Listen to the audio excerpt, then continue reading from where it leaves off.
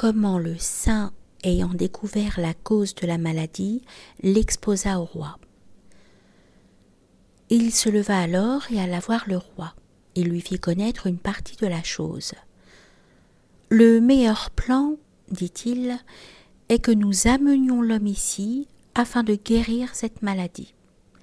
Convoque cet orfèvre de ce pays lointain, attire-le avec de l'or et des robes d'honneur. » Comment le roi envoya des messagers à Samarcande pour chercher l'orfèvre.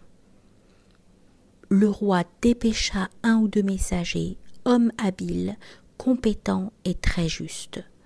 À Samarcande arrivèrent les 2 messagers auprès de l'orfèvre jovial et étourdi, disant « Ô beau maître à la science parfaite, toi dont le talent est célèbre partout, voici que tel roi t'a choisi pour ton habileté d'orfèvre, parce que tu y excelles. Reçois donc cette robe d'honneur, cet or et cet argent. Quand tu viendras chez le roi, tu seras un favori et un ami intime. » L'homme vit l'abondance d'argent et les nombreux habits. Il fut séduit et quitta sa ville et ses enfants.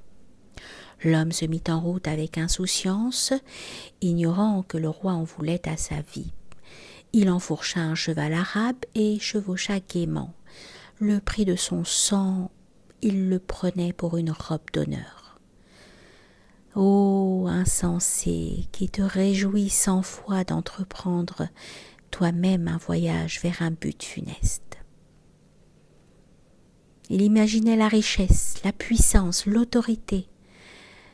Azraïl dit « Va, oui, tu les obtiendras. » Lorsque l'étranger arriva de la route, le médecin l'amena en présence du roi. Ils le conduisirent courtoisement auprès du roi des rois, afin qu'il brûle comme un phalène dans cette chandelle de Tyraz.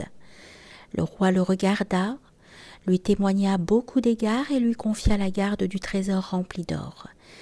Alors le médecin lui dit « Ô puissant sultan, donne la jeune fille à ce seigneur. » afin que la jeune fille trouve le bonheur dans l'union avec lui et que l'eau de l'union éteigne le feu de sa passion. Le roi lui accorda cette beauté au visage de l'une et maria ces 2 êtres, ces 2 qui désiraient être ensemble. Durant 6 mois, ils satisfirent leurs désirs jusqu'à ce que la jeune fille eût recouvré complètement la santé. Ensuite, on lui prépara une potion, de sorte que lorsqu'il l'eut bu, il commença à s'éloigner d'elle. Lorsqu'à cause de la maladie sa beauté disparut, l'âme de la jeune fille ne demeura pas dans la tristesse. Comme il était devenu laid, déplaisant et pâle, peu à peu il se refroidit dans son cœur. Ces amours qui sont pour une apparence extérieure ne sont pas l'amour. À la fin, elles sont une calamité. Que n'avait-il été entièrement une calamité, de telle sorte qu'un jugement cruel n'ait point été rendu contre lui. Le sang coulait de ses yeux comme un ruisseau. Son visage devint l'ennemi de sa vie. Le plumage du paon est son ennemi. Combien de rois n'ont-ils pas péri à cause de sa splendeur? Il dit « Je suis le daim musqué. C'est pour ma glande que ce chasseur a versé mon sang innocent. Oh, je suis ce renard dont les chasseurs, surgissant de l'affût, ont coupé la tête à cause de sa fourrure. Oh, je suis l'éléphant dont le sang a été versé par les coups du cornac à cause de son ivoire. Celui qui m'a tué pour ce qui est moins que moi-même, ne sait-il pas que mon sang ne resterait pas sans vengeance? Aujourd'hui, cela m'arrive à moi, et demain cela arrivera pour lui. Comment le sang de quelqu'un comme moi peut-il être versé en vain? Bien que le mur projette une longue ombre, à la fin, l'ombre se retourne contre lui. Ce monde est une montagne, et notre action est le cri. C'est à nous que revient l'écho de ces cris. Il dit, et en cet instant rendit l'esprit. La jeune fille fut guérie de la peine et de l'amour.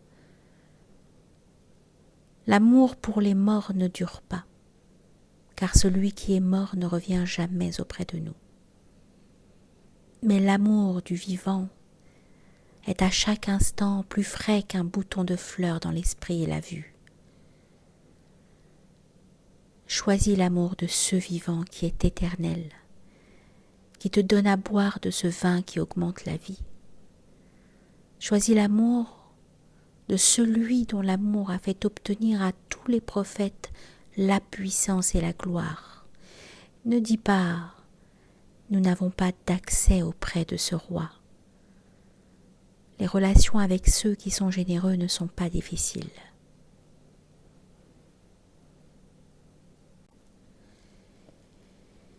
Expliquant comment le meurtre et l'empoisonnement de l'orfèvre avaient été exécutés sur l'incitation divine, non par désir sensuel ni pensée perverse.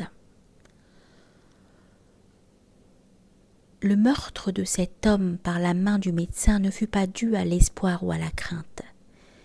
Il ne le tua pas pour plaire au roi. Il ne le fit pas avant que n'arrivent l'ordre et l'inspiration de Dieu. Ainsi qu'il en va pour le garçon égorgé par Khadir. Le vulgaire ne comprend pas le mystère caché ici. Celui qui reçoit de Dieu l'inspiration et la réponse, tout ce qu'il commande est la justice même. Si celui qui confère la vie spirituelle tue, cela est permis.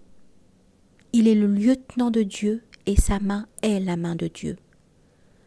Comme Ismaïl, pose ta tête devant lui. Gaiement et joyeusement, sacrifie ta vie devant son glaive, afin que ton âme puisse rester à rire jusqu'à l'éternité, telle l'âme pure de Ahmed avec l'unique. Les amoureux vident la coupe de la joie au moment où les beautés les tuent de leurs propres mains. Le roi ne versera pas ce sang par luxure. Cesse de penser le mal et de discuter. Tu croyais qu'il avait commis un crime affreux, mais dans l'état de pureté, comment la sublimation pourrait-elle laisser un alliage ?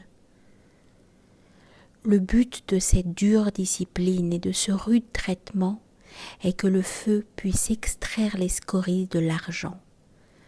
La mise à l'épreuve du bien et du mal est faite pour que l'or puisse bouillir et que l'écume monte à la surface. Si son action n'avait pas été inspirée par Dieu, il aurait été un chien qui déchire sa proie, non un roi. Il n'était entaché ni de luxure, ni de cupidité, ni de passion. Ce qu'il fit était bien, mais un bien ayant l'apparence du mal.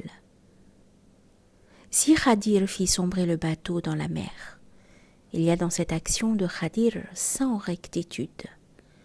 L'imagination de Moïse, en dépit de son illumination et de son élévation spirituelle, était voilée à l'égard de cette compréhension. Ne vole pas sans elle. Cette action du roi est une rose rouge. Ne l'appelle pas du sang. Il est enivré par la raison. Ne l'appelle pas un fou. Si son désir avait été de verser le sang d'un musulman, je serais un impie si j'avais mentionné son nom en le louant.